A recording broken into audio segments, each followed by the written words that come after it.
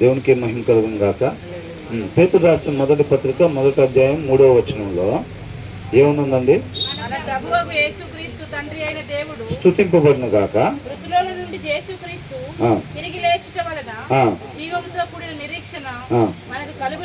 ఇప్పుడు యేసుక్రీస్తు తిరిగి లెగవటం వల్ల మనం ఏం తెలుసుకోవాలంట? మనకేం రావాలి?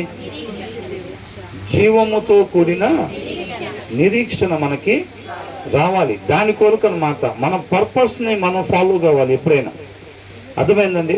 ఇప్పుడు సిలువ వేసింది లేకపోతే పునరుద్ధానుడై తిరిగి లేసిన దానికి ఒక 4 వచనాలు ఎలా జరిగింది, ప్రాసెస్ ఎలా జరిగింది అనేది మనం తెలుసుకునే దాని నిమిత్తం కాదు రాయబడింది, ఎందు నిమిత్తం అది జరిగింది. అర్థమవుతుందండి?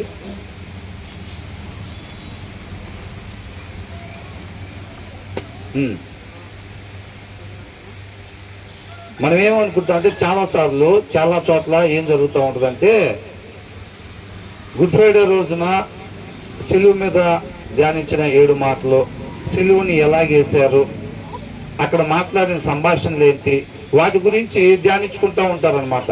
వాటి గురించి ధ్యానించుకుంటూ ఉంటారు.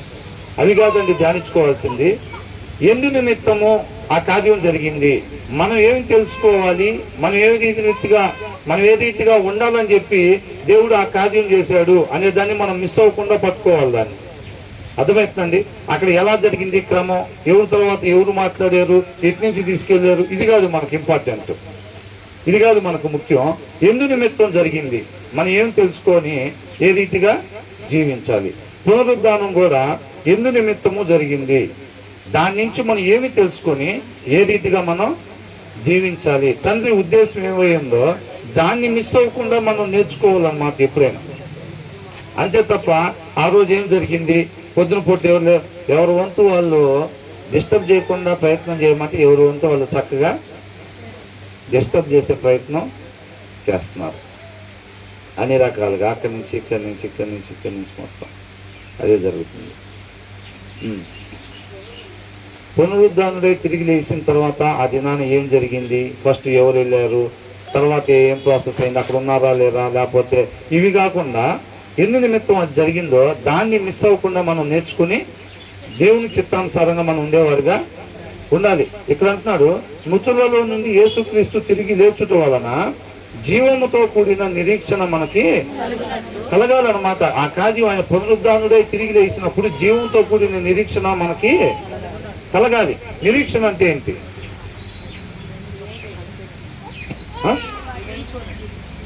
విశ్వాసం అంటే ఏంటి? నమ్మకమే, విశ్వాసమే, నిరీక్షణే. నిరీక్షణ అంటే ఏంటంటే విశ్వాసం అంటున్నారు, విశ్వాసం అంటే ఏంటంటే నమ్మకం అంటున్నారు. అలా అయితే నమ్మకం అంటే నిరీక్షణ కూడానా?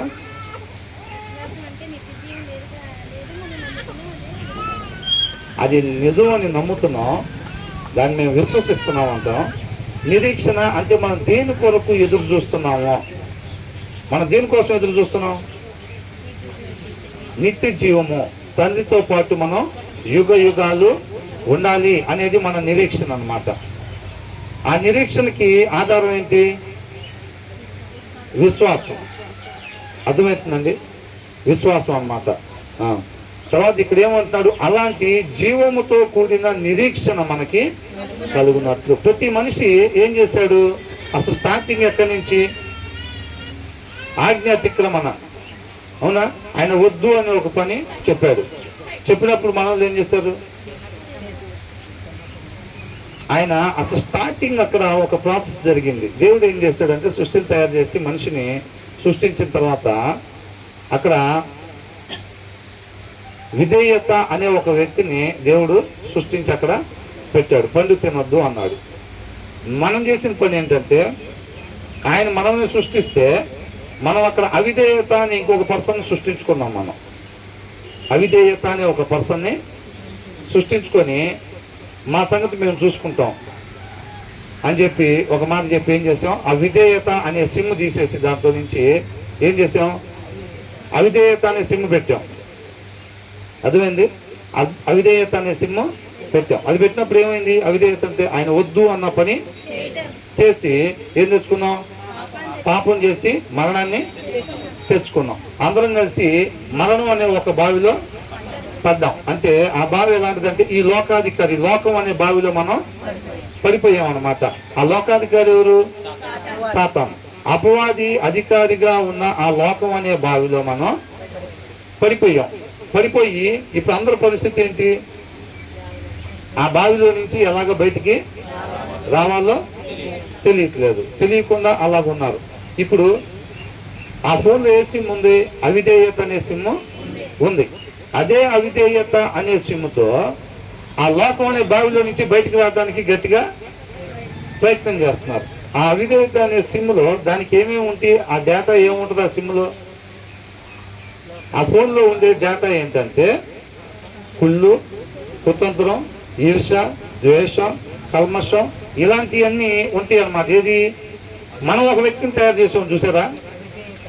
అవిధేయత అనే వ్యక్తిని ఒక ఆయన్ని తయారు చేసాం. మనం తయారు చేసి ఆయన చెప్పిన దాన్ని ఆపేసేసి ఈ సిమ్ పెట్టుకొని ఈ సిమ్లో ఉండేది తిరుగుబాటు, ఆయన వద్దు అన్న పనిని చేయటం, ఆ లక్షణాలను పెట్టుకొని ఈ లోకం అనే బావిలో పడిపోయి ఆ సిమ్ 2లో నుంచి అవిధేయత అనే దాంట్లో నుంచి మనం పైకెక్కడానికి అందరం ప్రయత్నం చేస్తున్నాం. ప్రయత్నం చేస్తే దానివల్ల అయ్యేది కాదు. అలా అవనప్పుడు తండ్రి ఏం చేశాడంటే, ఆయన ప్రేమామయుడు కాబట్టి మనలను ప్రేమించి తన కుమారుణ్ణి పాపము చేయకపోయినా పరిశుద్ధాత్ముని ద్వారా ఈ లోకం అనే బావిలోకి ప్రవేశపెట్టాడు అన్నమాట. అవునా? యేసుక్రీస్తు వారిని ఎక్కడ తీసుకొచ్చాడు? ఈ లోకంలోకి. మనమందరం పాపం చేశాం. అవునా? మనమందరం కూడా పాపం చేసి ఈ లోకం అనే బావిలో పడిపోయాం. ఆయన పాపం చేయకపోయినా ఒకని ద్వారా పాపం ఎట్లయితే వచ్చిందో, ఒకరి ద్వారా పాపం ఎట్లయితే వచ్చిందో ఆయన వారి ద్వారా కాకుండా పరిశుద్ధాత్ముని ద్వారా పాపము లేకుండా ఆ యొక్క లోకానికి అపవాది అధికారిగా ఉన్న ఈ లోకంలోకి ప్రవేశపెట్టాడంటే ఆ బావిలోకి ఉంచాడు అన్నమాట. ఆ బావిలో జన్మింపు చేశాడు. పాపం చేయకుండానే పరిశుద్ధాత్ముని ద్వారా ఆ బావిలో ఉంచాడు. అవునా కదా? ఇప్పుడు అందరి పరిస్థితి ఏంటి? తిరుగుబాటు చేసి అవిధేయత చేసి పాపం అనే బావిలో మనం ఈ లోకంలో పడిపోయాము. మరి ఆయన ప్రేమమయుడు కదా, మనం మొన్న కూడా ధ్యానించుకున్నాం. ఆయన చూస్తా ఊరుకునే ఉంటాడా? ఉండలేడు. కాబట్టి ఏం చేశాడు? తన కుమారుణ్ణే పరిశుద్ధాత్మ ద్వారా పాపం చేయకుండానే ఈ లోకంలోకి ప్రవేశపెట్టాడు. అప్పుడు ఆయన ఏం చెప్తున్నాడు? మీరు ఫస్ట్ మిమ్మల్ని మీరు ఉపేక్షించుకోవాలి అని అంటున్నాడు. మీరు అట్లా ఆ అవిధేయతనే సిమ్ముతోటి ఎన్నిసార్లు ఆ బావిలో నుంచి బయటికి రావడానికి ట్రై చేసినా అది మీ వల్ల కాదు. కాబట్టి ఆ బావిలో నుంచి ఎలా బయటికి రావాలి అని అంటే యేసుక్రీస్తు వారు తండ్రి కృపను కోరుకుంటా ఆయన మాట ప్రకారంగా విధేయతని చూపిస్తా ఏ రీతిగా ఆ లోకం అనే బావిలో నుంచి బయటికి ఎలాగా వచ్చాడు అనేది చూపించాడు. అవునా కదా? పునరుద్ధానుడై తిరిగి లేచి పాపాన్ని జయించినట్టే కదా. పాపాన్ని జయించి నిత్యము జీవించేవాడిగా దాంట్లో నుంచి బయటికి వచ్చాడు అనమాట. పునరుద్ధానుడై తిరిగి లేచాడు. పునరుద్ధానుడై ఆయన మాట ప్రకారంగా జీవించి పునరుద్ధానుడై తిరిగి లెగిసినప్పుడు బావిలో నుంచి బయటికి వచ్చాడు, మరణాన్ని జయించాడు. అప్పుడు దాన్ని చూసినప్పుడు ప్రతి మనిషికి కూడా ఏమనిపించిందంటే ఒక ఆశ అనేది కలిగింది. ఎస్ అంటే మేము దీంట్లో నుంచి బయటికి పడటానికి ఒక మార్గాన్ని వేశాడు అనమాట. ఆయన సిలువ రక్తం ద్వారా ఒక మార్గాన్ని దాంట్లో నుంచి బయటికి వేశాడు. కాబట్టి ఆ ఆశ, ఆయన కుమారుణ్ణి పంపించకపోతే మనకు ఆ పాపం నుంచి బయటికి రావడానికి మార్గం లేదు. కాబట్టి ఫస్ట్ ఏం చేశాడంటే పాపులుగా ఉన్న మనల్ని తన పరిశుద్ధమైన రక్తం అనే వెల ఇచ్చి కొనుక్కున్నాడు అనమాట. అంటే స్క్రాప్ కొనుక్కుంటారు చూసారా, పనికిరాని కొనుక్కుంటారు కదా ఆటోనగర్లో. ఇప్పుడు అక్కడెక్కడ కొనుక్కొని వాళ్ళు ఏదో చేసుకుంటూ ఉంటారు. ఓ పనికిరాని కారు కొనుక్కుంటాను పనికొచ్చేటట్టుగా చేసుకొని అమ్ముకోవటం ఇట్లా చేస్తాడు. మనం పాపులుగా ఉన్న మనల్ని ఆ బావిలో ఉన్న ప్రతి ఒక్కరిని పాపం చేసి ఆ బావిలో పడిపోయిన ఆ లోకంలో ఉన్న ప్రతి ఒక్కరిని ఏం చేశాడంటే పరిశుద్ధమైన రక్తం అనే వెల ఇచ్చి ఆయన కొనుక్కున్నాడు అనమాట. అంటే వాళ్ళు నీతిమంతులు కాదు, పాపులే. దానికి వెలను చెల్లించి ఆ పాపుల మొత్తాన్ని ఏం చేశాడు? ఈయన కొనుక్కున్నాడు. అవునా? తన పరిశుద్ధమనే రక్తం అనే వెల ఇచ్చి మనల్ని కొనుక్కున్నాడు అనమాట. కొనుక్కున్న తర్వాత అంటే ఆ బావిలో నుంచి ఫస్ట్ వీళ్ళందరినీ కూడా కొనుక్కొని తర్వాత ఏం చేస్తాడంటే అప్పటికి ఇది నీతిమంతులుగా అయిపోయారా? నీతిమంతులుగా ఆరోపించబడ్డారు అంతే. వెల చెల్లించాడు ఆయన, వీళ్ళలో ఉన్న పాపం పోదు. అప్పుడే వెల చెల్లించి పక్కకు తీసుకొచ్చి తర్వాత ఏం చేస్తాడు? వాక్యం ద్వారా కడుగుతాడు అనమాట. ప్రతి దినము కూడా వాక్యం ద్వారా కడుగుతూ ఉండటం వలన వాళ్ళు ఏం చేస్తారంటే నిదానంగా ఈ పాప స్వభావం పోయి నీతిమంతుల స్వభావం వాళ్ళలోనికి వచ్చి ఆయన పోలికలోకి మనం తయారైనాక ఆ ప్రక్రియ జరుగుతూనే ఉండిద్ది అన్నమాట. ఇదంతా ఎప్పుడు? బాప్తిసం తీసుకున్న తర్వాత. అర్థమవుతుందండి? బాప్తిసం తీసుకున్న తర్వాత ఇది మొత్తం అయింది అనమాట. అలా వాక్యం ద్వారా కడుగుతా తన పోలికలోకి వచ్చిన దాకా చేసి ఆ పరిశుద్ధాత్మ దేవుడు ఎప్పుడైతే మనల్ని కొనుక్కొని ఆయన రక్తం ద్వారా కొనుక్కున్నాడో తర్వాత పరిశుద్ధాత్మ దేవుడు మనతో పాటు ఉంటాడు. తండ్రి చిత్తానుసారంగా మనల్ని నడిపిస్తాడు. మన రక్షణ పొందుకున్న తర్వాత అందుకనే ముందుగా తండ్రి మన పట్ల కలిగి ఉన్న ఉద్దేశాన్ని ఏదైతే ఆ సత్క్రియలు ఉన్నాయో ఆ సత్క్రియల ప్రకారంగా మనల్ని నడిపిస్తూ ఉంటాడు అనమాట. ఆయన కొనుక్కున్న తర్వాత ఫస్ట్ ఏం చేయాలంటే ఈ బావిలో ఉన్న పాపుల మొత్తాన్ని ఆయన రక్తం ఇచ్చి కొనుక్కున్న తర్వాత మరి ఇప్పుడు మేమేం చేయాలి? ఇప్పుడు వెల చెల్లించిన తర్వాత నీతిమంతులుగా ఆరోపించాడు. దాంట్లో నుంచి బయటికి రావాలంటే ఇలా నీతిమంతులలాగా తయారవ్వాలన్నమాట. మనం అనుకున్నాం ఏమని? ఆయన వెల చెల్లించాడు. వెల చెల్లించిన దానికి మనం ఏం చేయాలి? ఇది పాపం చేయలేదు, వీళ్ళు నీతిమంతుల్లాగా వెల చెల్లించినప్పుడు ఆయన దేనికోసం వెల చెల్లించాడో దానికి తగ్గట్టుగా మనం తయారు కావాలన్నమాట. ఆయన నీతిమంతులుగా ఆరోపించాడు కాబట్టి ఆ నీతిమంతుల్లాగా మనం తయారవ్వాలి. అలా తయారు చేసుకుంటాడు అనమాట. అదే అని అంటున్నాడు. తర్వాత ఆ ప్రక్రియ ఏంటి? దాంట్లో నుంచి బయటపడాలని అంటే ప్రక్రియ ఏంటి? అప్పుడు ఆయన అంటున్నాడు కొనుక్కున్న తర్వాత ఫస్ట్ నువ్వు ఏదైతే మా సంగతి మేము చూసుకుంటాం ఇంకా అని అన్నావో అలా కాకుండా నిన్ను నువ్వు ఉపేక్షించుకోవాలి. మన బాప్తిసం అప్పుడు తీసుకునే తీర్మానం అదే. ఏమని? నన్ను వెంబడించేవాడు ఎలా వెంబడించాలంట? తన్ను తాను ఉపేక్షించుకోవాలి ఫస్ట్. ఎవరైతే ఈ బావిలో నుంచి బయటికి ఈ లోకం అనే దాంట్లో నుంచి పాపంలో నుంచి మరణాన్ని జయించి బయటికి రావాలని ఆలోచన కలిగి ఉన్నారో ఫస్ట్ మీరు చేయాల్సిన పని ఏంటంటే నువ్వు ఒకరిని తయారు చేసావు చూసావా? అవిధేయతను ఒకరిని తయారు చేసావు చూసావా? వాడిని చంపేసేయి ఫస్ట్. ఏమంటున్నాడు? వాడిని చంపేసేయి. వాడి బతుకుండగా నువ్వు దీంట్లో నుంచి బయటికి రాలేవు. నువ్వు ఒకరిని తయారు చేసుకున్నావు కదా అవిధేయత అనేవాడిని, నువ్వు ఫస్ట్ వాడిని చంపేసేస్తే మా సంగతి మేము చూసుకుంటాం అని తెలియపరచాం మన ప్రవర్తన ద్వారా. ఆయన మాటని అనుసరించకుండా మన ఇష్టాన్ని నెరవేర్చుకుంటా దాన్ని మనం చేసాం కాబట్టి తర్వాత ఏమంటున్నాడంటే వాడిని చంపేసే నువ్వు ఫస్ట్, నిన్ను నువ్వు ఉపేక్షించుకో. ఇప్పుడు చెప్పాలి నా రక్షకుడు క్రీస్తే అని నీ నోటితో ఒప్పుకొని ఆయనే నన్ను రక్షించేది అని చెప్పి నేను పడిపోయి ఉన్న ఊబిలో నుంచి నన్ను బయటికి తీసుకురాగలిగింది ఆయనే అని నువ్వు ఒప్పుకొని నీ అవిధేయతని ఏ రీతిగా ప్రవర్తన ద్వారా నువ్వు తెలియపరిచావో ఆయనే రక్షకుడు అని నువ్వు ఒప్పుకునే దాన్ని నువ్వు ప్రవర్తన ద్వారా అంటే ఆయన ఏదైతే ఆ రక్షకుడు చెప్తున్నాడో దాన్ని నువ్వు ప్రవర్తన ద్వారా నువ్వు కనపరచాలన్నమాట. అలా కనపరుస్తూ వచ్చినప్పుడే మనం బయటికి వస్తాం. అట్లాగంటాడు. అది జనరల్ ప్రాసెస్ అన్నమాట. మనం ఎలాగా ఆయన పాపంలో పడిపోయిన మనల్ని మరలా తిరిగి జీవింపజేస్తున్నాడు. శిలువ మీద ప్రాణాన్ని పెట్టి మనల్ని కొనుక్కున్నాడు. అంటే పాపంలో నుంచి బయటికి తీసుకొచ్చిన ఆయన మరి ఇప్పుడు ఆ స్థానంలోకి నడిపించాలి కదా. ఆ నడిపించడానికి పునరుద్ధరణుడే తిరిగి లేచిన తర్వాత మనం బయటికి వెళ్తాం, మళ్ళీ జీవిస్తాం, నిత్యం యుగయుగాలు జీవిస్తాం, మరణాన్ని జయించి నిత్యము జీవిస్తాము అనే ఒక ఆశ కలిగింది. క్రీస్తు లేపబడకపోతే మాత్రం మనందరికీ కూడా నిరీక్షణ లేదు, ఆ ఆశ లేదు.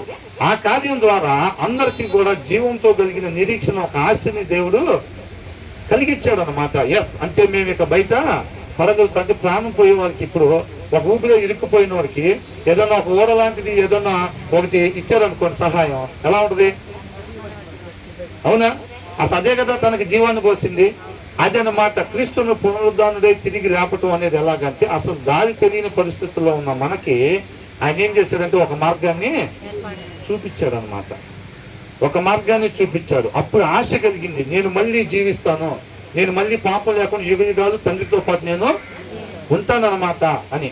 ఆయన ఆ కార్యం చేయకుండా నోటితో చెప్పొచ్చు. నోటితో చెప్తే నమ్మే పరిస్థితులు వీళ్ళు ఉన్నారా? ఇది ఆల్రెడీ ఒక ఆయన వచ్చేమని చెప్పాడు, అవునా ఈ పండు తినకూడదా, ఇది తింటే మీరు దేవుళ్ళలాగా అయిపోతారు అని అనగానే వీళ్ళు ఏం చేశారు, పండు తిని మోసపోయారు. ఈయన కూడా వచ్చి మాటల రూపంలో చెప్పాడు అనుకోండి, వీళ్ళు ఏం చేస్తారు, ఇదే పరిస్థితిలో ఉన్నారా?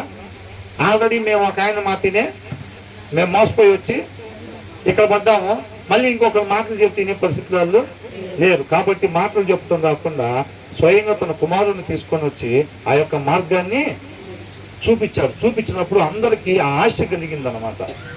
ఆ ఆశ కలిగినప్పుడు ఆయన కృపని ఆశ్రయిస్తారు. ఎవరైతే ఇక దాంట్లో నుంచి బయటపడదామని అనుకుంటున్నారో వాళ్ళు మీరు తయారు చేసుకున్న అవిధేయతని మరణానికి గురి చేసి మీరు విధేయత కనపరుస్తా విశ్వాసం ఉంచి ఆల్రెడీ దాటి వచ్చిన ఆయన మీద విశ్వాసాన్ని ఉంచి మీరు నన్ను వెంబడించినట్లయితే మీరు మరలా మునుపడి స్థానానికి, పాపం లేని స్థానానికి మళ్ళీ మీరు చేరుకుంటారు అని అన్నాడు. ఇది జనరల్ ప్రాసెస్.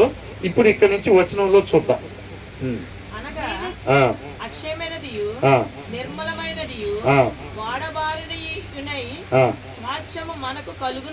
ఏంటంటే మృతుల్లో నుండి యేసుక్రీస్తు తిరిగి లేచుట వలన మనకి కలగాల్సింది జీవముతో కూడిన నిరీక్షణ మనకి కలగాలి. దాన్ని ఎవరైతే ఇప్పుడు ఒకటండి, యేసుక్రీస్తు వారిని పంపించి ఆ బావిలో ప్రవేశపెట్టి ఈ లోకంలోకి ప్రవేశపెట్టి పరిశుద్ధాత్మ ద్వారా ఈ లోకంలో నుంచి మరణాన్ని జయించి నిత్య జీవంలోకి వెళ్ళేటట్టుగా దారిని వేశారు అనమాట. అవునా, ఒక దారిని చూపించారు. ఆ దారి ద్వారా ఎవరైతే వారిని వాళ్ళు రక్షించుకుంటారో వాళ్ళు నిత్య జీవంలోనికి వెళ్తారు. ఆ దారిని ఉపయోగించుకోకపోతే నిత్య నరకాగ్నికేగా ఆ లోకంలో ఉన్న వాళ్ళకి ఒక దినాన తీర్పు ఉండిద్దిగా అందరికీ. ఎవరైతే ఆ లోకానికి బయట ఉన్నారో వాళ్ళు తండ్రితో పాటు యుగ యుగాలు ఉంటారు. ఆ లోకంలోనే ఉన్న వాళ్ళు పాపంలోనే ఉన్నట్టు కాబట్టి వాళ్ళు నిత్య నరకాగ్నికి గురైపోతారు అనమాట. కాబట్టి యేసుక్రీస్తు తిరిగి లేచుట వల్ల జీవంతో కూడిన నిరీక్షణ మనకి కలుగునట్లు అనగా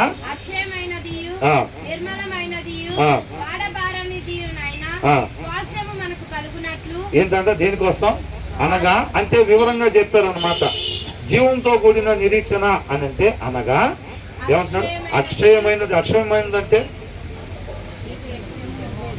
అక్షయమైందంటే నిత్యము నిలిచి ఉండేది. ఇంకెవరైనా చెప్పండి. అక్షయమైనది, క్షయము కానిది. ఇంకెవరైనా చెప్పండి.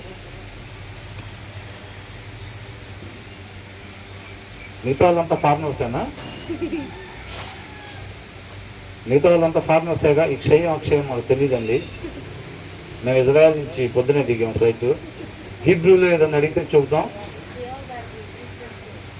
అవునా? అక్షయమైందంటే ఏంటి? బైబిల్ చదవట్లేదా?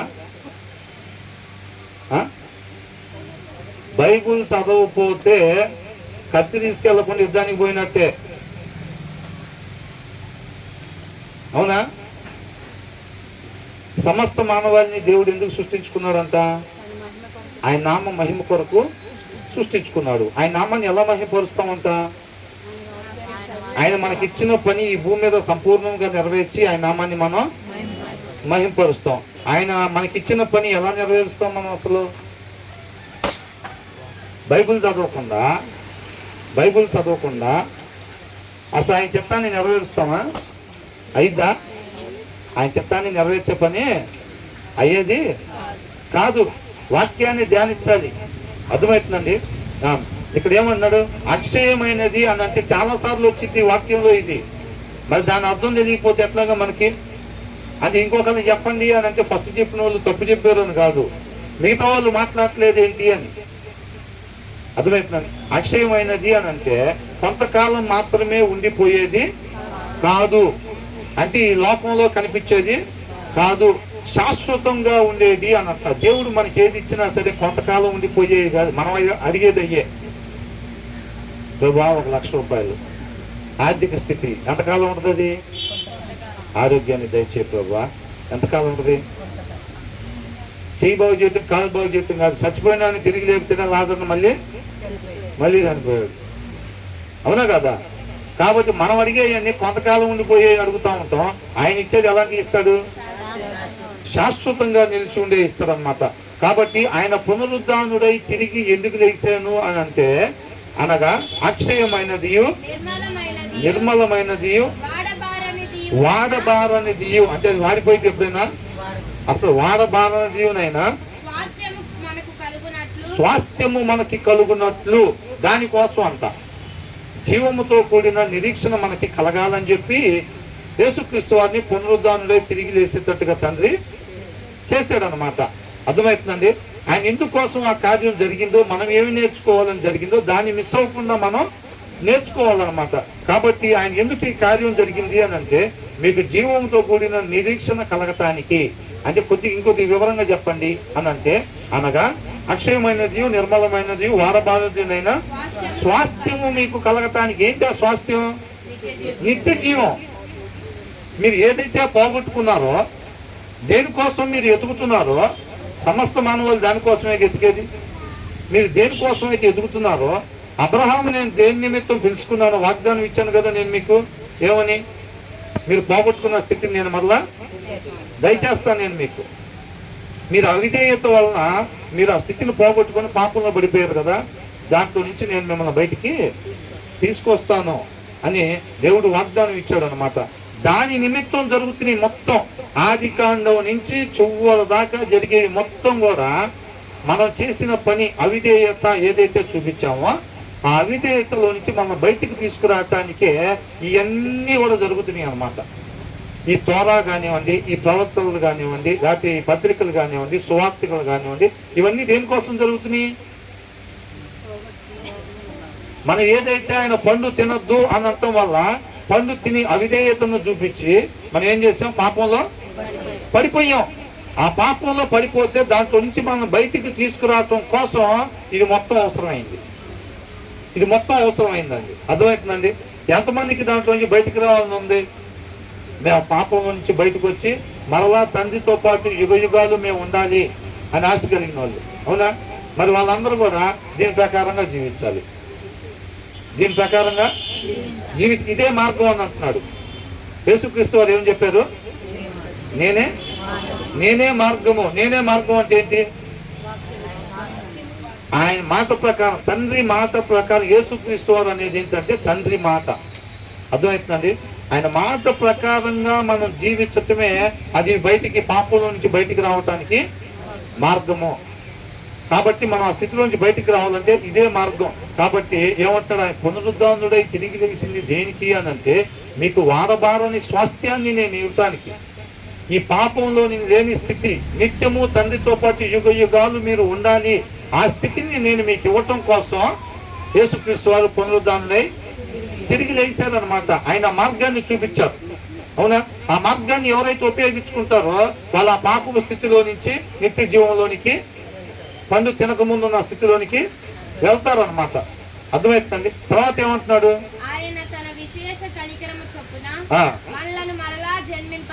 ఎలాగంట? ఆయన విశేష కనికరము చొప్పున మరలా జన్మింపజేశాను. మనం ఈ పాపంలో పడిపోవటానికి ఏం చేసాం? పండు తిన్నాం, అవిధేయతని చూపించాం. అవునా? దాంట్లో నుంచి బయటకు రావడానికి ఇప్పుడు మనం పాపంలో పడిపోవటానికి, మరణాన్ని తెచ్చుకోవటం కోసం అవిధేయతని చూపించాము. మరి రక్షణ పొందుకోవటానికి ఏం చేసాం? పాపం చేసాం, అవిధేయత ఆజ్ఞాతిక్రమం చేసాం, పడ్డాం లోకంలో, లోకాధికారి బావిలో పడ్డాం కదా. మరి దాంట్లో నుంచి, ఆ పాపంలో నుంచి బయటికి రావడానికి ఏం చేసాం?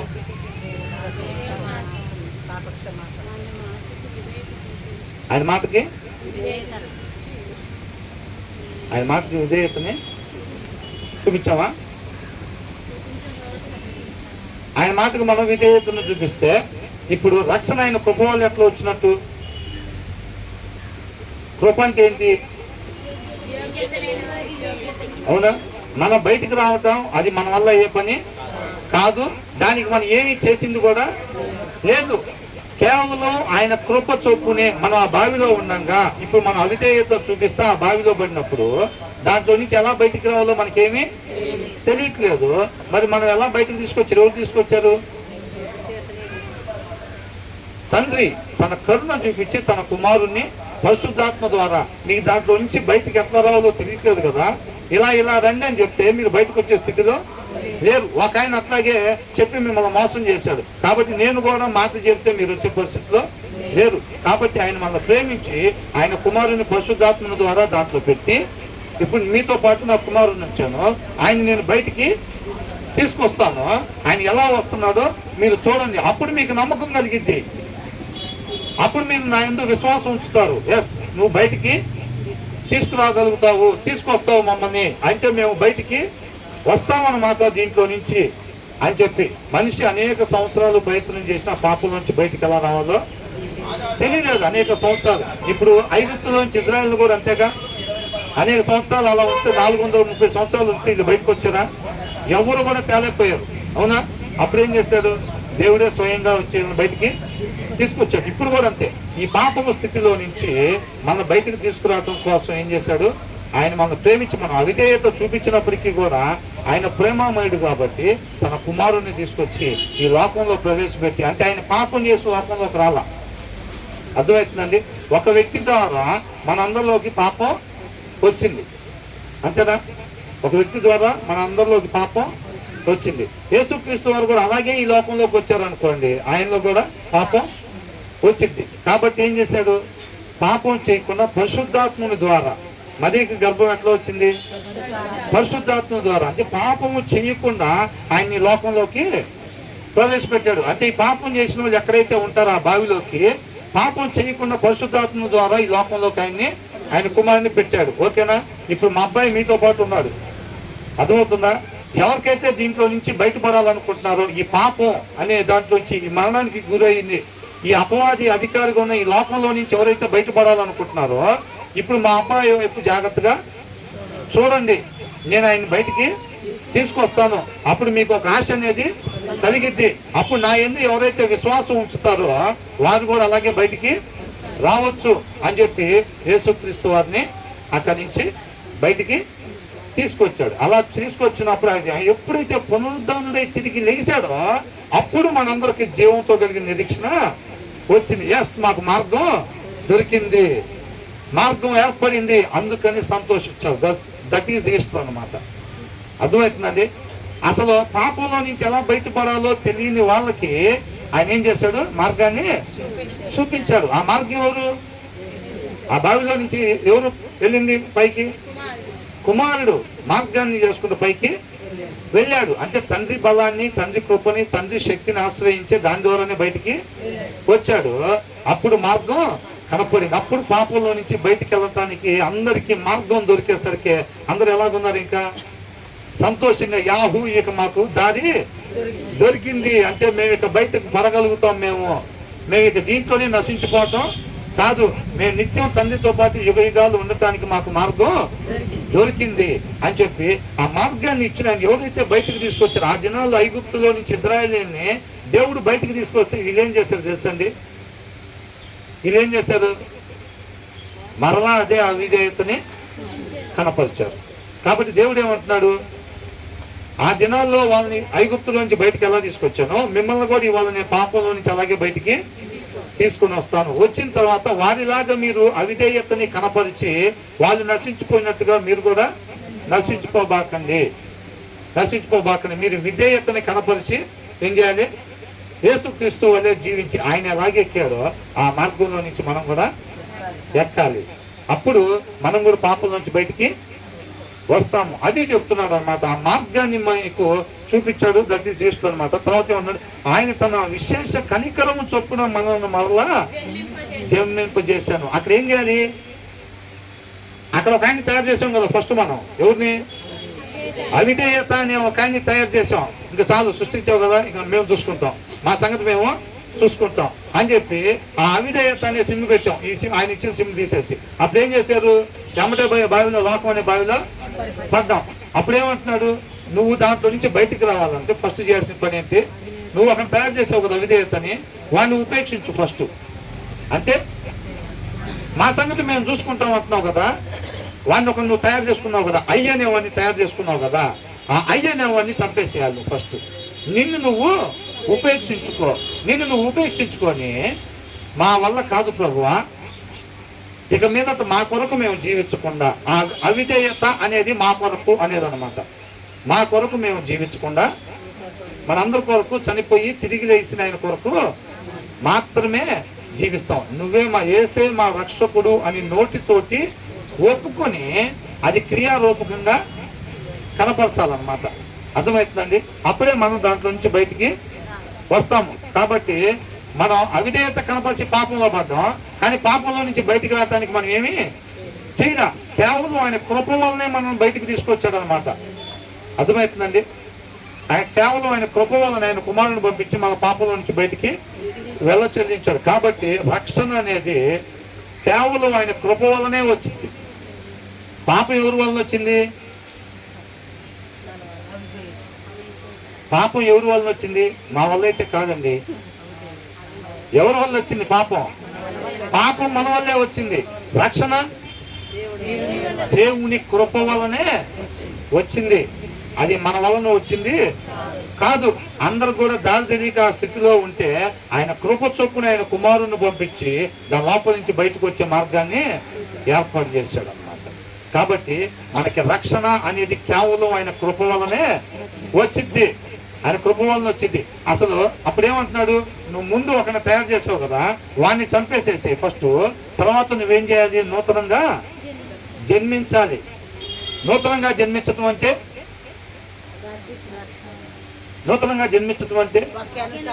వాక్యానుసారంగా మనకు తేలిక అర్థం కావాలంటే ఫస్ట్ ఒకటి ఏం చేయాలంటే, ఇప్పుడు ఫోన్కి వైరస్ పట్టింది అనుకోండి, ఫోన్కి వైరస్ పట్టింది అనుకోండి, అవునా? ఫస్ట్ మంచి ఫోనే, దేవుడు మనిషిని మంచిగానే సృష్టించాడు.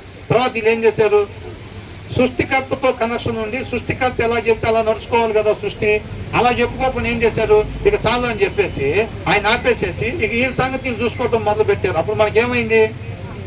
పాపం అనే వైరస్ పట్టుకుంది. పాపం అనే వైరస్ పట్టుకున్నప్పుడు దాన్ని దేవుడు ఏం చేస్తున్నాడంటే, ఆ పాపం అనే ఫోన్ ఏం చేస్తున్నాడంటే ఆయన పరిశుద్ధమైన రక్తమైన వెల ఇచ్చి దాన్ని కొనుక్కున్నాడు. అర్థమవుతుందండి? ఆయన వెల చెల్లించాడు శిలువ మీద, కానీ దీంట్లో అట్లాగే ఉండిద్ది. అర్థమవుతుందండి? దీంట్లో వైరస్ కలిగిందాన్ని కొనుక్కున్నాడు ఆయన వెలబెట్టి. కొనుక్కొని రీసెట్ అంటారు, తెలుసు కదా?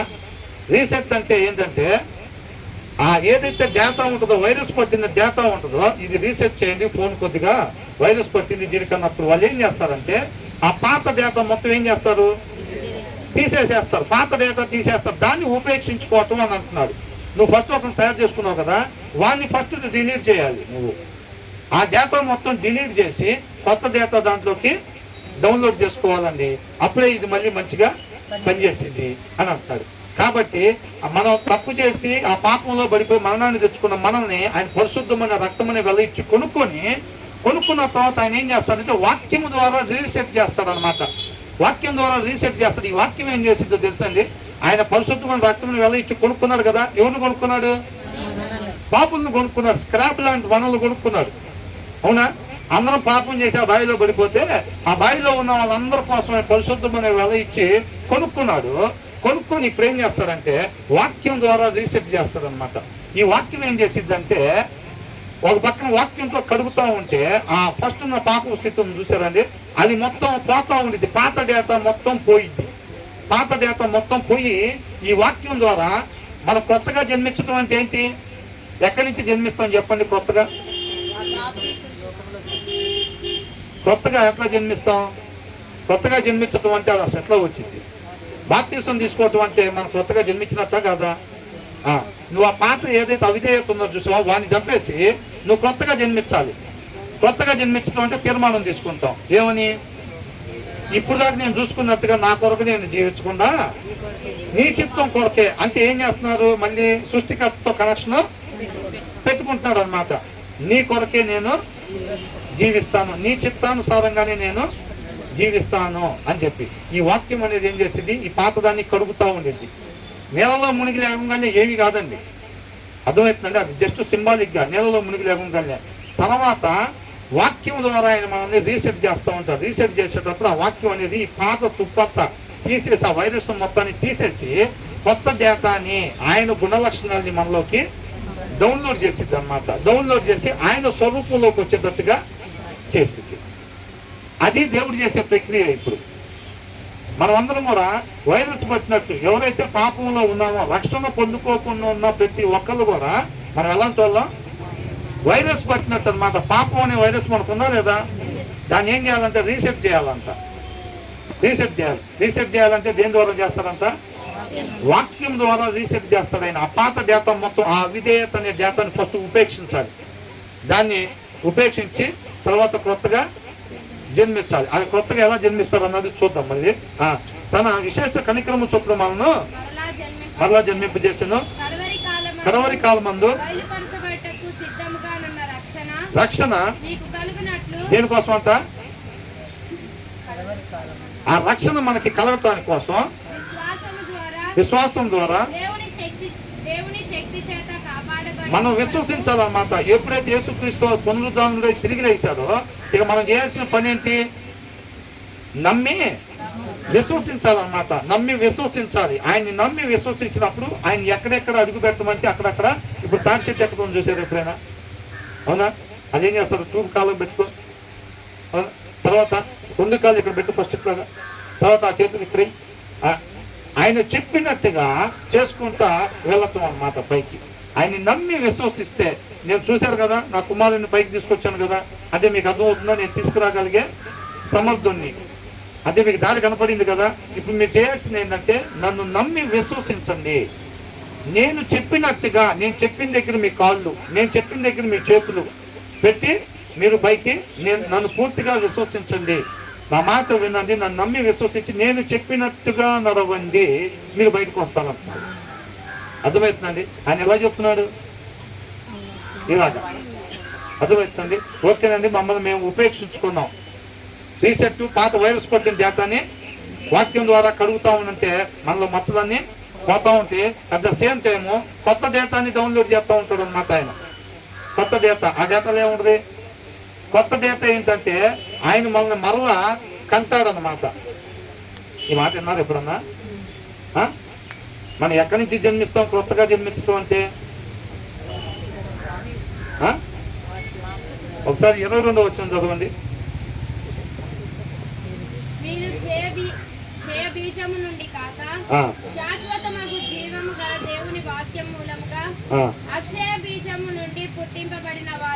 ఎలాగంట? కొత్తగా జన్మించడం అంటే ఎక్కడి నుంచి జన్మిస్తామంట? ఇప్పుడు కొంతకాలం ఉండిపోయేటట్టుగా ఈ లోకంలో పుట్టినట్టుగా అట్లాగా పుట్టం. ఇంకా తర్వాత ఎక్కడి నుంచి పుడతామంట? వాక్యంలో నుంచి పుడతాం అనమాట. అందుకనే బాప్తీస తీర్మానాలు ఎప్పుడైనా సత్యం, వాక్య సారాంశం సత్యం, ఆ సత్యం మిమ్మల్ని స్వతంత్రం చేసిద్దని అంటున్నాడు. అర్థమవుతుందండి? ఆ సత్యం మిమ్మల్ని స్వతంత్రం చేసేది. వాక్య సారాంశం అంటే వాక్యం, ఇది మనల్ని స్వతంత్రులుగా చేసేది. పాపంలో నుంచి విడుదల చేపించేది ఏదంట? ఇది. నువ్వు తీసుకున్న తీర్మానం నీకు ఎక్కడి నుంచి రావాలి అదంటే ఆ సత్యం నీ దగ్గరికి వచ్చినప్పుడు అప్పుడు నీలో నుంచి తీర్మానం అనేది వచ్చింది. అలా తీర్మానం వస్తే పడిపోరు అనమాట. అర్థమవుతుందండి? అలా కాకుండా సత్యం నీ దగ్గరికి రాకుండా నువ్వు తీర్మానం తీసుకుంటే, అంటే లోక సంబంధమైన ఉద్దేశాలు ఏదో నెరవేర్చుకోవటానికో, లేకపోతే ఉద్యోగాల కోసం, సంబంధాల కోసం, లేకపోతే ఏదో లోక సంబంధమైన మేలుల కోసం మనం తీర్మానాలు తీసుకుంటే అవి నిలబడేది కాదు. తిరిగి జన్మించటం, నువ్వు కొత్తగా జన్మించటం అంటే వాక్యము ద్వారా దేవుడు మనల్ని కంటాడనమాట. కొత్తగా జన్మించటం అంటే అర్థమవుతుందండి? వాక్యం ద్వారా పుట్టాలి. వాక్యంలో నుంచి ఇక నేను ఎదుట నా కొరకు కాకుండా నేను నా సృష్టికర్త ఉద్దేశం కొరకే నేను జీవిస్తాను అనే ఒక తీర్మానం, అది కొత్తగా జన్మించటం అంటే. అది దేవుడే మనల్ని కంటాడు. వాక్యమై ఉన్న దేవుడే మనల్ని కంటాడు. ఆ సత్యం మన దగ్గరకు వచ్చినప్పుడు ఆ ఒప్పుకోలు, ఆ తీర్మానం అనేది మనం తీసుకుంటాం. అందుకని చాలా మంది ఏమంటారంటే ఎవరన్నా రాగానే బాప్తిసాలు ఎవరు, అందుకని వాళ్ళు ఏ ఉద్దేశంతో వచ్చారు, వాళ్ళు కొంతకాలం మన సహవాసంలో నడుస్తారు. మీరు వస్తూ ఉండండి, దాని ప్రకారంగా నేను చెప్తాను, అప్పుడు మీకు బాప్తిసం ఎదురుగానే అంటారు. ఎందుకంటే అప్పుడు ఇక్కడ వాళ్ళు ఆ వాక్యాన్ని వినేటప్పుడు సత్యం ఏంటో వాళ్ళకి తెలిసిద్ది అనమాట. సత్యం ఏంటో వాళ్ళకి తెలిసిద్ది. ఆ సత్యంలో నుంచి తీర్మానం రావాలి, ఆ వాక్యంలో నుంచి కనబడాలన్నమాట ఆ వ్యక్తి. అర్థమవుతుందండి? ఆ వాక్యంలో నుంచి తీర్మానం, వాక్యంలో నుంచి కనబడాలి. మనం ఎక్కడి నుంచి బయటపడాలి? మనం వాక్యంలో నుంచి ఒక శిశువు తయారు కావాలి. అది అర్థమవుతుందా? అది కొత్తగా జన్మించటం అంటే వాళ్ళని చూసి వీళ్ళని చూసో లేకపోతే మనకేదో లోక సంబంధమైన లాభాల కోసం మనం కాదు తీసుకోవాల్సింది. వాక్యములో నుంచి మనం తయారు కావాలన్నమాట. వాక్యంలో నుంచి కనబడాలి. అది కొత్తగా జన్మించటం అని అంటున్నాడు. ఏమన్నాడు? మీరు క్షయ బీజము నుంచి కాకుండా, అంటే కొంతకాలం ఉండిపోయే. ఇప్పుడు ఈ లోక సంబంధంగా మనం జన్మిస్తే ఎంతకాలం ఉంటాం? అయితే 70, 80, 90, 100, 110 అంతేగా. తర్వాత లేదు, అది క్షయ బీజం. మీరు అలా పుట్టకుండా ఈసారి శాశ్వతమగు జీవము గల దేవుని వాక్య మూలముగా అక్షయ బీజము నుండి పుట్టింపబడిన వారు గనుక అని అంటున్నారు అన్నమాట. కొత్తగా జన్మించటం అంటే అర్థమవుతుందండి. వాక్యంలో నుంచి మనం పుట్టాలి. వాక్యమైన దేవుడు మనల్ని కంటాడనమాట. అది కొత్తగా జన్మించటం అని అంటే. అలాగా ఆ కొత్త డేటాని నింపుతాడు. కొత్త డేటా, పాత డేటాని డిలీట్ చేయటం, వాక్యం ద్వారా కడుగుతాడు. వాక్యం ద్వారా కడిగినప్పుడు మన పాత రోతం మొత్తం కూడా వదిలిపెట్టేస్తాం, విడిచిపెట్టేసి అప్పుడు కొత్తగా జన్మింపజేస్తాడు మనల్ని. కొత్త డేటాని దాంట్లోకి పెడతాడు అన్నమాట. అప్పుడు ఆ డేటాలు ఏముంటుంది? అవిధేయత, కుళ్ళు, ఈర్ష, ద్వేష, కల్మషం ఇవే ఉంటాయా ఇందాకలాగా? అవి కాదు. ఈ కొత్త డేటాలు ఏముంటాయి? ప్రేమ, కనికరం, సమాధానం, జాలి, అవునా, ఇవన్నీ కూడా ఈ కొత్త దాంట్లో ఉంటాయి. అది చేసి ఇదిగో మీ ఫోను బాగైపోయిందన్నమాట. అట్లా ఒక్కొక్క దాన్ని ఆ ప్రక్రియగా చేసి ఆ వాక్యము ద్వారా తర్వాత ఏం చేయాలి? అలా ఇక వాక్యం ద్వారా మనం కనబడగానే, వాక్యం ద్వారా పుట్టగానే ఇక అయిపోయిద్దా? తండ్రితో పాటు ఉంటాం వెళ్ళి వెలబెట్టి చెల్లించగానే ఇక తండ్రితో పాటు ఉండొచ్చా అని అడిగితే కాదు. అర్థమవుతుందండి. వాక్యం ద్వారా కనపడంగా ఇక తండ్రితో పాటు ఉండొచ్చా అంటే కాదు. అర్థమవుతుందండి. తర్వాత ఏం చేయాలంట? దాన్ని ఒకసారి దీంట్లో చూసి తర్వాత దాంట్లోకి వెళ్దాం. ఏదైనా సరే మనకి ఇచ్చిన టైంలోకి క్లోజ్ చేద్దాం. ఒక 10 నిమిషాలు, పావు గంటలో. ఇక్కడ మొదటి అధ్యాయం 5వ వచనం చదువుతున్నాం కదా. కడవరి కాలం మందు బయలుపరచబడుటకు సిద్ధముగా ఉన్న రక్షణ మీకు కలుగునట్లు విశ్వాసం, ఆయన నమ్మి విశ్వసించినప్పుడు ప్రభువా నువ్వు మమ్మల్ని బయటికి తీసుకొస్తావు అని చెప్పి మేము నమ్ముతున్నాం అని చెప్పి మన జీవితం మీద అధికారం ఆయనకి ఇచ్చినప్పుడు ఎవరి శక్తి ద్వారా చేస్తారంట బయటికి? ఆయన శక్తి ద్వారా. మనం ఎప్పుడైతే నమ్మి విశ్వసిస్తే యుద్ధం యెహోవాదన్నమాట. మనం విశ్వసించలేదు అనుకోండి, యుద్ధం మందైతే ఎప్పట్లో అయినా తావి చుట్టూ ఎక్కటాకి కొద్ది దూరం పోతాం, దూరం దారి కింద పడతాం. ఇప్పుడు దా చేసిన పని అదేగా. ఆ పాపం అనే ఊపిలో పడి ఆ బావిలో నుంచి బయటికి రాక అందరూ ట్రై చేయకుండా ఉంటారు. ఎవరైనా ఎవరు దారినాడు అవిధేయత అనే దానిలో నుంచి ట్రై చేయటం, కింద పడతాం, ట్రై చేయటం, కింద పడతాం. ఇన్ని సంవత్సరాలు అదే పని. ఇప్పుడేమంటున్నాడు? మీరు నమ్మి విశ్వసిస్తే నేను బయటికి తీసుకురాగలగటానికి నేను సమర్థుడిని అని చెప్పి మీరు నమ్మి విశ్వసిస్తే నా శక్తితో మిమ్మల్ని బయటికి తెస్తాను అంటున్నాడు. అర్థమైందండి. ఆయన శక్తితో బయటికి తీసుకురావడానికి ప్రయత్నం చేస్తే అయిదావుదా? ఖచ్చితంగా అయింది. దాన్ని నమ్మి విశ్వసించండి అని అంటున్నాడు. ఆ తర్వాత ఏమంటున్నాడు ఇక్కడ? విశ్వాసము ద్వారా దేవుని శక్తి చేత కాపాడబడి మీ కొరకు ఏంటంట? ఎక్కడుందంట? పరలోకమందంట భద్రపరచబడి ఉన్నది అన్నాడు. నన్ను నమ్మి విశ్వసించండి. మీరు పోగొట్టుకున్న స్థితికి నేను సౌలు వచ్చినప్పుడు సమయాలు ఏమన్నాడు? నువ్వు పోగొట్టుకున్న గాడిద కోసం నువ్వు కంగారు పడబాక, అవి దొరికే ఉన్నాయి, అవి నీకు అందజేస్తారు వెళ్ళే దారిలో అని అన్నాడు. దేవుడు కూడా అట్లాగే చెప్తున్నాడు. అబ్రహాముని పిలిచినప్పుడు కూడా ఏమన్నాడు? మీరు పోగొట్టుకున్న స్థితి కోసం మీరు దిగులు పడవద్దు, నా యందు నమ్మి విశ్వాసం ఉంచండి, నేను మీకు ఆ స్థితిని దయచేస్తాను అన్నాడు. నమ్మి విశ్వసించడం అంటే ఏ విశ్వాసం? క్రియలతో కూడిన విశ్వాసం. అబ్రహాం విశ్వాసం. అర్థమవుతుందండి. క్రియలతో కూడిందంటే ఏం క్రియలు? ఆయన మాట ప్రకారంగా నడవటం. ప్రభువా నిన్ను నమ్ముతున్నాను ఆయన అని చెప్పి ఆయన చెప్పింది ఏం చేయట్లేదు అనుకోండి, అదే విశ్వాసం. దెయ్యాల విశ్వాసం. నమ్ముతున్నారా యేసుక్రీస్తునంటే? నమ్ముతున్నాం అని అంటారు. నడుచుకుంటున్నారా వాక్య ప్రకారం అంటే ఏమీ లేదు అంటే వృద్ధులారా అని వాడారులా కానీ దెయ్యాలారా అని వాడాలేమో, అట్ట కూడా వాడచ్చు అనుకో. మరి ఏంది ఇప్పుడు ఆ నమ్మకం ఏంది? నమ్ముతున్నారా యేసుక్రీస్తునంటే నమ్ముతున్నాం అని చెప్పి నడుచుకుంటున్నారా మరి నా మాట ప్రకారంగా అంటే నడవట్లేదు మేము అసలు అని అంటే ఇక మీరు నమ్మింది ఏంది? నన్ను నమ్మాను అని అంటే నమ్మాము విశ్వసిస్తున్నాము అని అంటే క్రియలు అని అడుగుతున్నాడు. నువ్వు క్రియలు ఉంటే నన్ను నమ్మినట్టుగా, క్రియలు లేకపోతే నువ్వు నమ్ముతున్నట్టు కాదు, చెబుతున్నావు అంతే పేరుతో. అదే నోటితోటి చెప్తున్నావు, నిన్ను నమ్ముతున్నావు ప్రభు. అదే పాప పైనుంచి దూకమంటే డాడీ నిన్ను నమ్ముతున్నాను, నమ్మట్లేదమ్మా నన్ను అంటే, నమ్ముతున్నా డాడీ అంటే దూకంటే నేను మాత్రం దూకనని అంటున్నాను. నిజంగా నమ్మితే దూకిద్దా లేదా?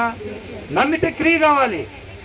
పాప నమ్మింది వాళ్ళ డాడీని అంటే ఇక ముందుకు వచ్చేసేయాలంతే, అది క్రియ అంటున్నాడు. నువ్వు నమ్మి విశ్వసిస్తున్నావా?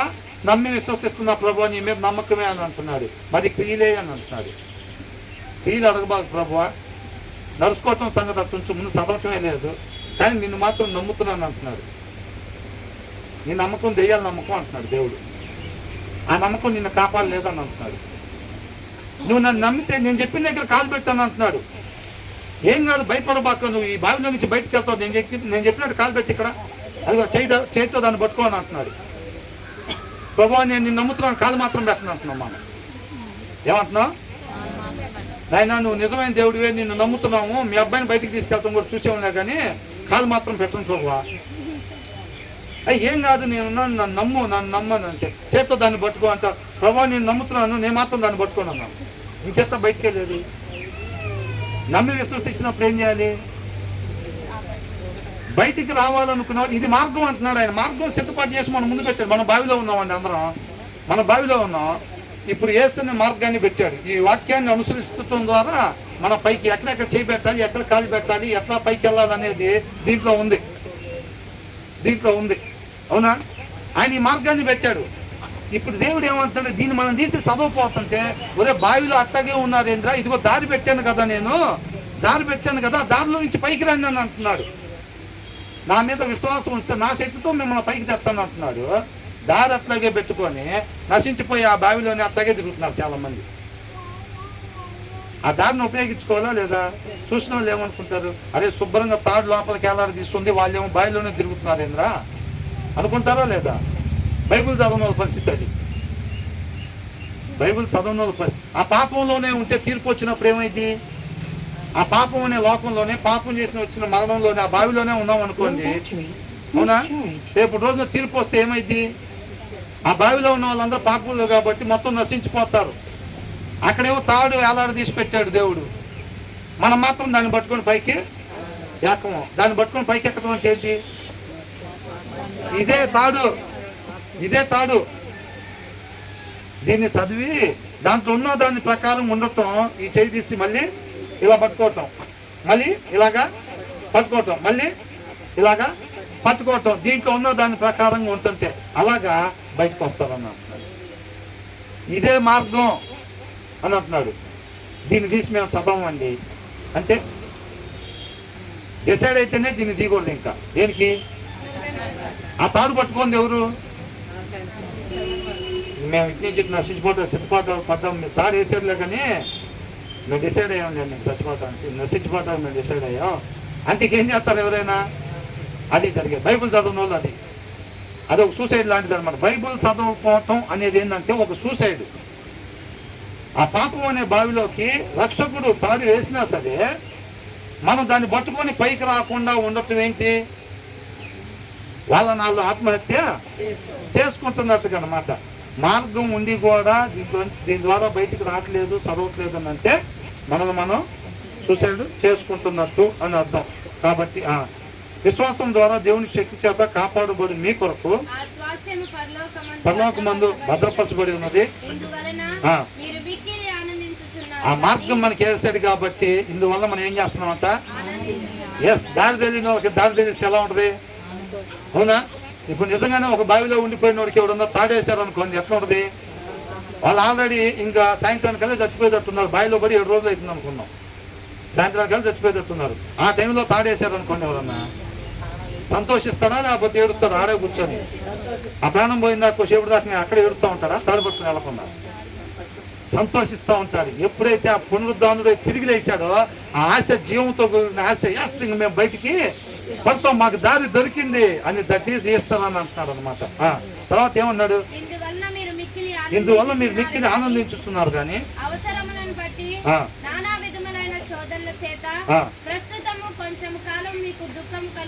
దుఃఖము కలుగుతున్నది అంటే ఆ మార్గం. మరి ఇప్పుడు ఆ పైకి ఎక్కాలి కదా, ఆ పైకి ఎక్కాల్సిన మార్గం అనమాట. ప్రస్తుతానికి ఆ పరిస్థితిలో ఉండాలి. దీని ద్వారా మనం మంచి చేస్తూ ఉంటే ఆపద వస్తాయా రాదా?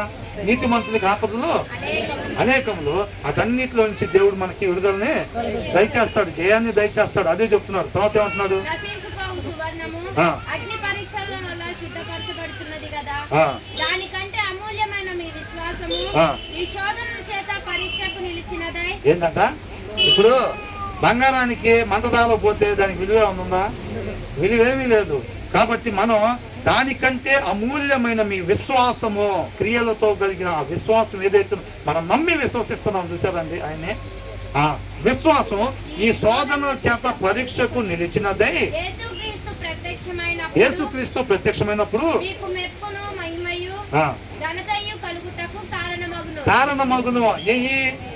ఈ శోధనలో ఏంటంట? ఈ శోధనలో దేనికి కారణం అవుతాయి అంట?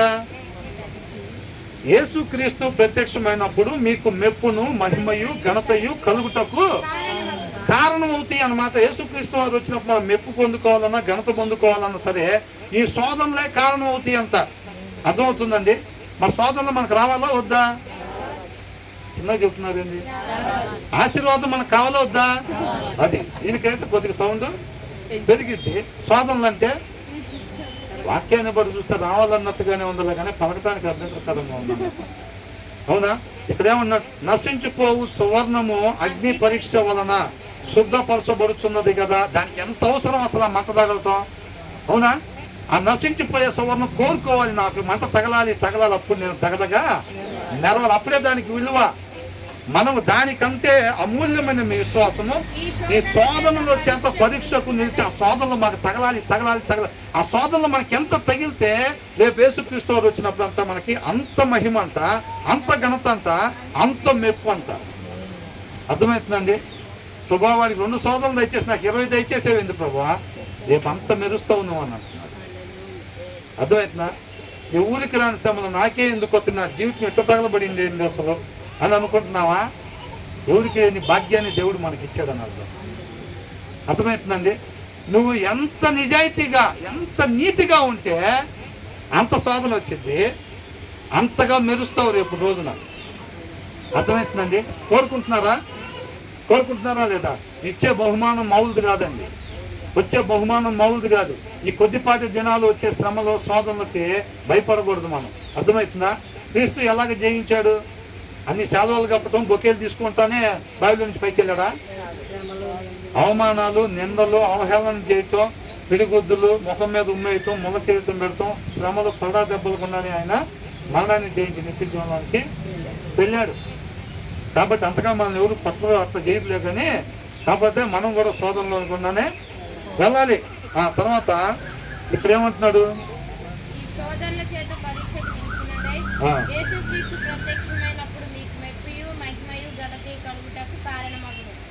దీంట్లో ఇందాక చూశారు కదా, 22వ వచనం, మీరు క్షయ బీజం నుంచి కాక శాశ్వతము జీవము గల దేవుని వాక్యం మూలముగా అక్షయ బీజం నుంచి గుర్తింపబడిన వారు కనుక. మీకు ఈ ప్రాసెస్ అర్థమవుతుందండి. ఒక్కసారి వస్తే ఒక్కసారి వింటే అర్థమయ్యేది కాదు ఇది.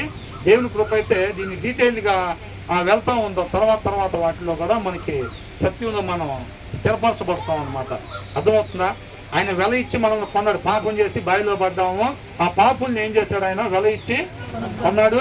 కొన్న తర్వాత ఏమంటున్నాడు? నీలో ఏదైతే ఉందో ఆ డేటా వైరస్ పట్టింది కాబట్టి దాన్ని డిలీట్ చేయాలి ఫస్ట్, దాన్ని ఉపేక్షించుకో, నువ్వు తయారు చేసుకున్నావు అని చంపేసేయాలి ఫస్ట్. అంటే అది బాప్తిసం. నీళ్ళలో మునగటం అంటే ఏంటి? మన పాత జీవితాన్ని సమాధి చేయాలి, అదే కదా. దాన్ని పాత డేటా డిలీట్ చేయాలి, నువ్వు మళ్ళీ బాగా పనిచేయాలంటే. ఆయన పరిశుద్ధమైన రక్తం వెళ్ళ ఇచ్చి కొనుక్కున్నాడు, అధికారాన్ని కొనుక్కున్నాడు దాన్ని రీసెట్ చేసుకోవటానికి. కాబట్టి దాన్ని డిలీట్ చేసి నువ్వు కొత్తగా జన్మించాలి, వాక్యంలో నుంచి జన్మించాలి. వాక్యంలో నుంచి జన్మించిన తర్వాత ఏం చేయాలి అంటే చెప్తున్నాడు. ఏమంటున్నాడు? అక్షయ బీజం నుంచి పుట్టింపబడిన వారు కనుక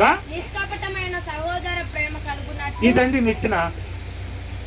ఈ పాపంలో నుంచి, పడిపోయిన దాంట్లో నుంచి తండ్రితో పాటు యుగ యుగాలు ఉండటానికి ఉన్న నిచ్చెన ఇది ఒక్కటే. ఏంటంటే ఆ నిచ్చెన?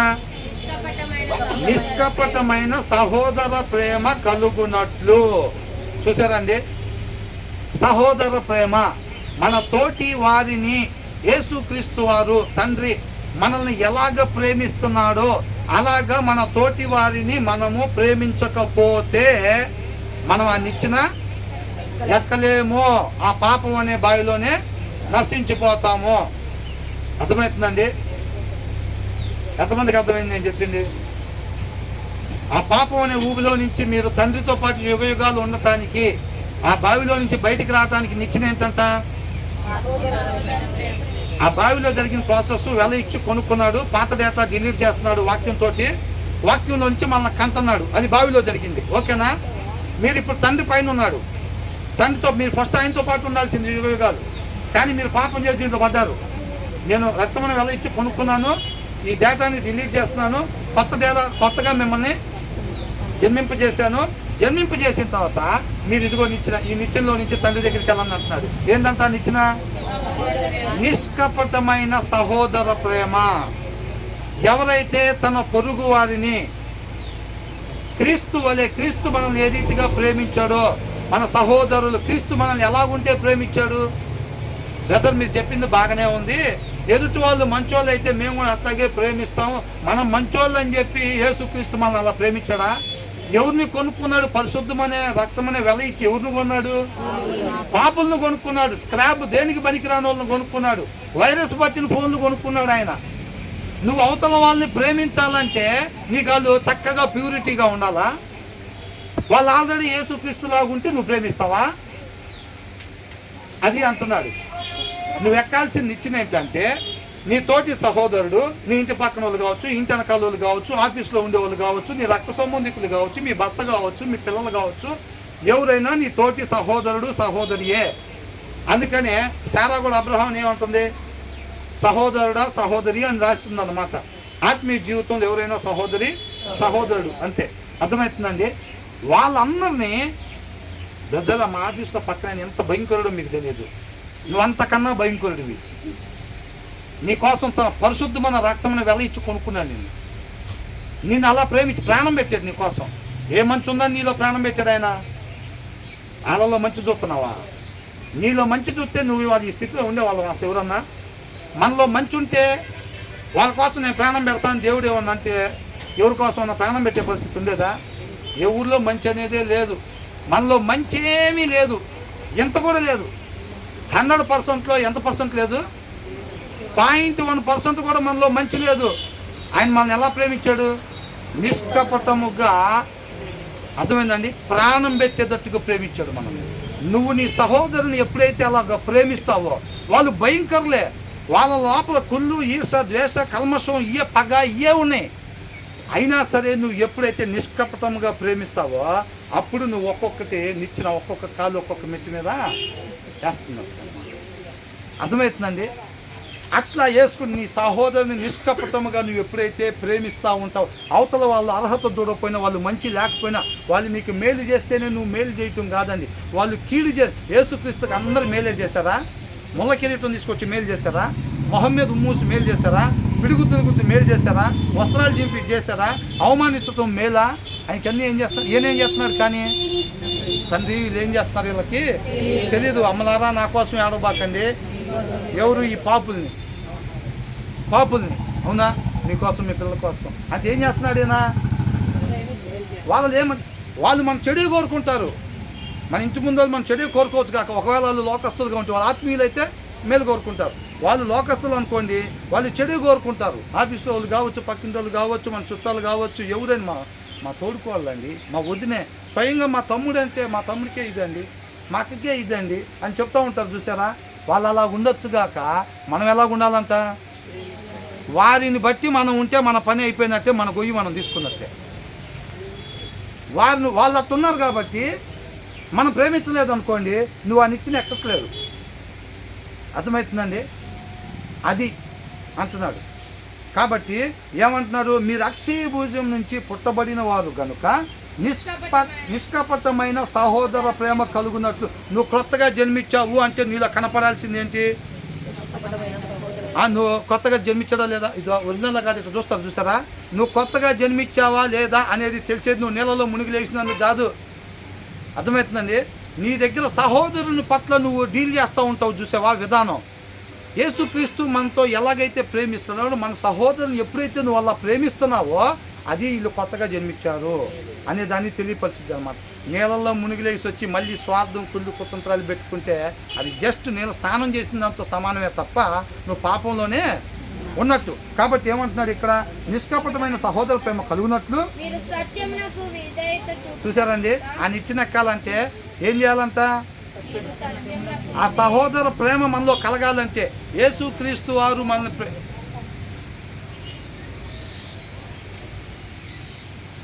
యేసుక్రీస్తు వారు పర్వాలేదు ఏం కాదు, యేసుక్రీస్తు వారు మనల్ని ప్రేమించినట్టుగా మనం ఇతరుల్లో మంచి లేకపోయినా మనం ప్రేమించాలి. అది మన లోపల తయారు కావాలంటే మనం ఏం చేయాలంట? మీరు సత్యమునకు విధేయులవుట చేత. సత్యం అంటే ఏంది? వాక్యం. వాక్యాన్ని చదివి దాంట్లో ఉన్న దాని ప్రకారంగా నడుచుకున్నప్పుడు అంట యేసుక్రీస్తు వారు లోపల పొరుగు వారిని ప్రేమించేది ఎలాగొచ్చింది ఆయన లోపల అని అంటే ఇలాగొచ్చిందంట. సత్యానికి విధేయులగుట చేత నీ సహోదరుల వాళ్ళలో ఏ మంచి లేకపోయినా సరే నువ్వు నేను ప్రేమించే వాళ్ళలాగా తయారవుతాం. ఆ లోపల అది తయారవ్వాలి అని అంటే అర్థమవుతుందండి. మన ఊరికి అనుకుంటే కాదు, అది ఎదుటి వారిలో మంచి లేకపోయినా సరే మనం వాళ్ళని నిష్కపటముగా మనం ప్రేమించాలి అని అంటే అది ఎలా తయారైందంట? వాక్యానికి విధేయతను చూపించటం వల్ల, వాక్యాన్ని అనుసరించటం వలన అది తయారైద్ది అనమాట. అది క్రీస్తులాగా మనం ఇతరులను ప్రేమించటం అనేది. అప్పుడు ఆ నిత్యాన్ని ఎక్కగలుగుతాం. మీరు సత్యమునకు విధేయులవుట చేత మనసులను పవిత్రపరచుకోవటం అంటే మైండ్ ఆలోచన పోకూడదండి, పోకూడదు. రెండో ఎక్కం అప్పుడు చదువుకున్నాం, గుర్తుందా లేదా? అట్లా వాక్యాన్ని దున్నబడిన నేలలో ఎప్పుడైతే విత్తనం వేస్తామో పోదది. మనసు అంటే మళ్ళీ పిత్ర చూపులు చూసామంటే ఆ రోజు దున్నకుండా వేసుకున్నారు విత్తనాలని. ఆ రోజు ఎప్పుడైతే ఈ వాక్యం చెప్పామో ఆ రోజు హృదయాన్ని దున్నుకోకుండా వచ్చి కూర్చున్నారు ఇక్కడ అని అర్థం. బండ మీద బండి ఆ రోజు విత్తనాలు. అందుకనే మనస్సు అని అంటే అట్లాగే చూస్తున్నారు. అర్థమవుతుందండి.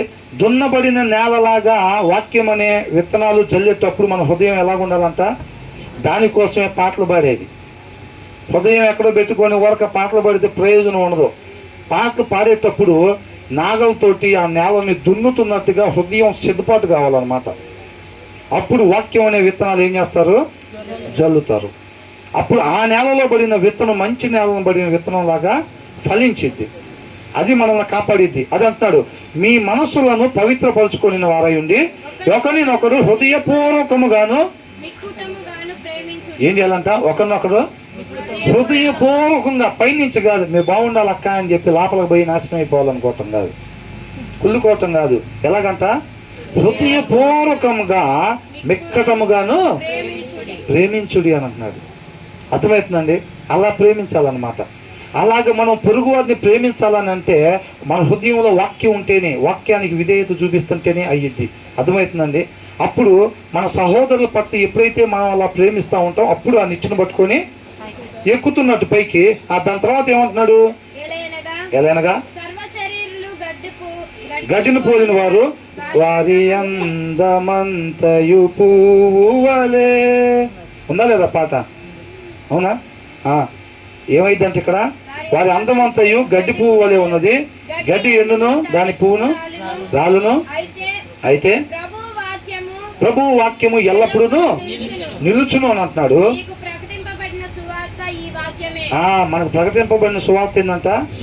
ఈ వాక్యమే. వాక్యాన్ని ఎప్పుడైతే మీరు విధేయత కనపరుస్తారో అప్పుడు మీరు సహోదరుని ప్రేమించగలుగుతారు. వాక్యాన్ని చదవకుండా సహోదరుని ప్రేమించడం అనేది అయ్యే పని కాదు. పైకి ఏదన్నా కష్టపడతా ఒక ప్లేట్ ఇడ్లీ ఇప్పించినా ఒక పూట భోజనం పెట్టినా లోపల ఇబ్బంది కాదు. కావాల్సింది హృదయపూర్వకంగా వాళ్ళకి పెట్టేవారంగా ఉండాలి. హృదయపూర్వకంగా వాళ్ళకి పెట్టేటట్టుగా రావాలి అని అంటే నువ్వు వాక్యాన్ని చదివి దాన్ని మనం అనుసరించాలి. ఈ కింద 2 వచనాలు చదువుకొని ముగిద్దాం. తర్వాత ఏమంటారు? 2వ అధ్యాయం 1వ వచనం, మీరు రుచి చూచి ఉన్న ఎడల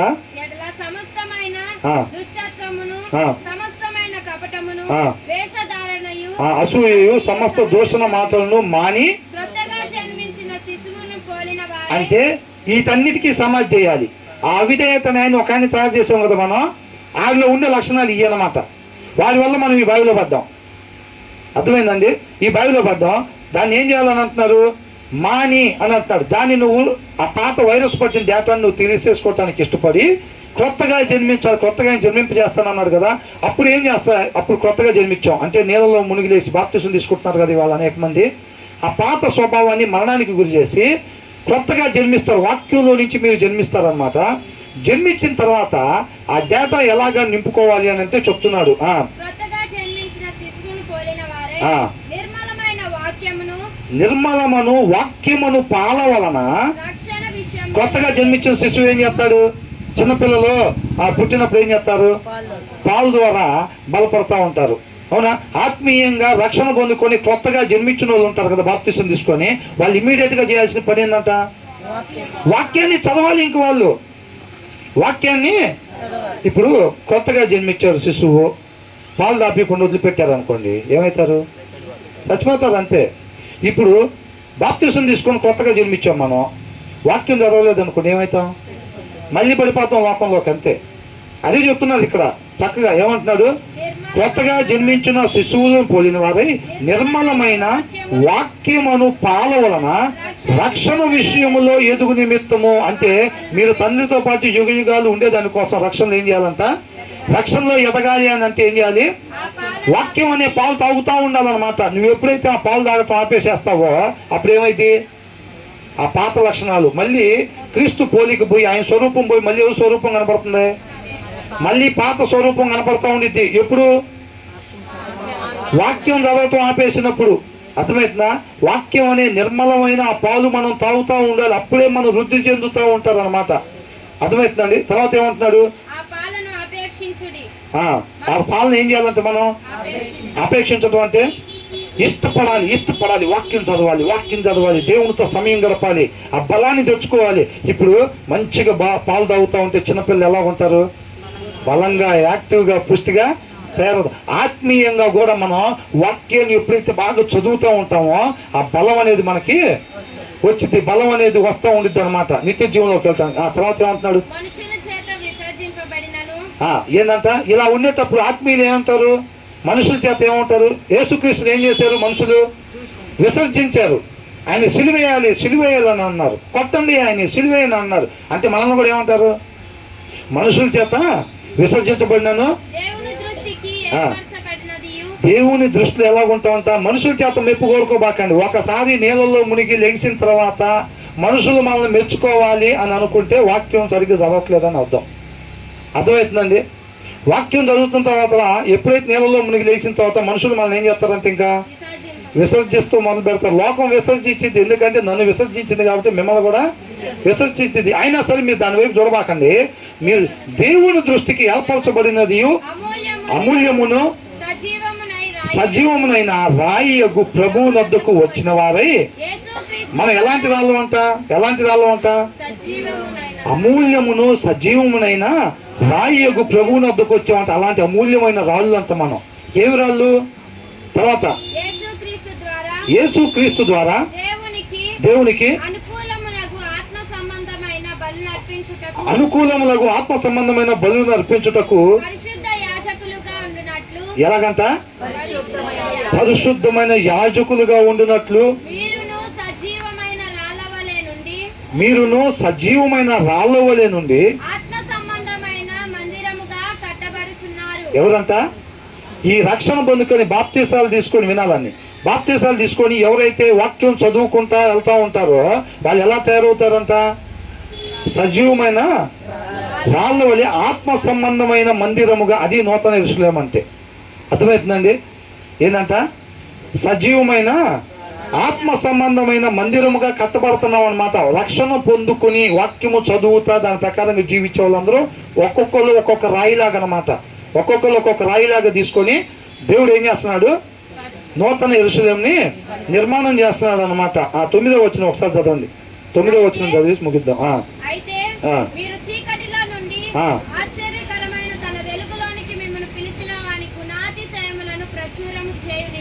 ఏం చేయాలంట? మనం చీకట్లో నుండి, ఒకప్పుడు బావిలో పాపంలో ఉన్నాం కదా, ఆ చీకట్లో నుండి ఆశ్చర్యకరమైన తన వెలుగులోనికి మిమ్మల్ని ప్రచురము చేయు నిమిత్తం మనం ఏం చేయాలంట? ఆయన గుణాతిశయాల్ని ప్రచురం చేయాలి. ఆయన గుణాతిశయాలు ప్రచురం చేయాలంటే ఫస్ట్ మనలోకి రావాలి.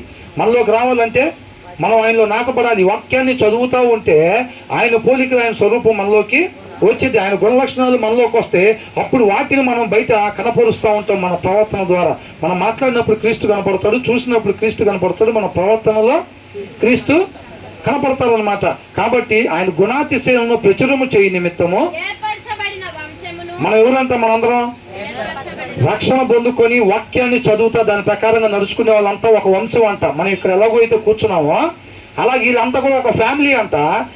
ఏర్పరచబడిన వంశమును, రాజులైన యాజక సమూహమును. బా ఆ ఎవరంతా వంశంలో ఉండేది ఎవరంతా?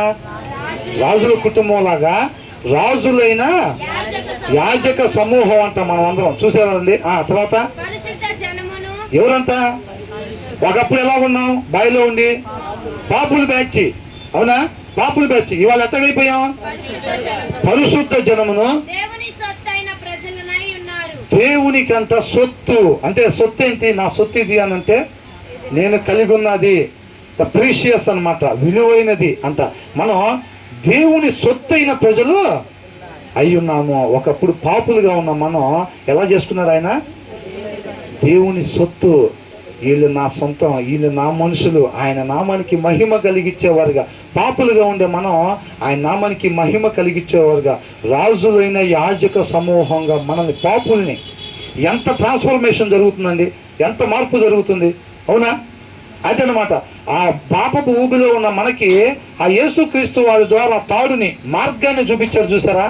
ఆ మార్గాన్ని చూపించిన దాన్ని ఈస్టర్ అని అంటున్నాడు. ఆయన పునరుద్ధానుడై తిరిగి లేచినప్పుడు ప్రతి ఒక్కరికి కూడా జీవముతో కూడిన ఆశ కలిగింది అనమాట. ఎస్, మాకు మార్గం కనపడింది, మాకు ఈ పాపంలో నుంచి బయటపడటానికి మాకు మార్గం కనపడింది అని మీరు సంతోషిస్తున్నారు అని అంటున్నాడు. అది పునరుద్ధానుడై తిరిగి లేచినందువల్ల మనం తెలుసుకోవాల్సింది. అట్లా దాని తర్వాత ఏం చేయాలంట? కొత్తగా జన్మించి ఆ పాత డేటాని డిలీట్ చేసుకోవటానికి, ఆ అవిధేయతని చంపేసుకోవటానికి, మనల్ని మనం ఉపేక్షించుకోవటానికి ఇష్టపడి క్రొత్తగా జన్మించాలి. క్రొత్తగా జన్మించిన తర్వాత వాక్యాన్ని ధ్యానిస్తా దాని ప్రకారంగా సహోదరుని ప్రేమించుతాం. మన సహోదరుల్ని క్రీస్తు మనల్ని ఎలా ప్రేమించాడో అలా ప్రేమిస్తా ఆ నిచ్చెను పట్టుకొని, సహోదరుని ప్రేమించడానికి రావట్లేదు అనుకోండి, ఏం చేయాలి? వాక్యం చదవాలి. వాక్యం బాగా చదివినప్పుడు నీలో ఆ ప్రేమ తయారైద్దని ఉంది. అవునా? నువ్వు సహోదరులు వాళ్ళు ఏ మంచి లేకపోయినా నువ్వు వాళ్ళని ప్రేమించేటట్టుగా తయారు కావాలంటే ఈ వాక్యాన్ని చదవాలంట. అప్పుడు నువ్వు ఎప్పుడైతే అలాగా ప్రేమిస్తూ ఉంటావో ఆ నిచ్చెను పట్టుకుని పైకి మనం ఎక్కి పోగొట్టుకున్న స్థితిని మరలా పొందుకుంటాం అన్నమాట. దేవునికి మహిమ కలుగును గాక. ఆమేన్.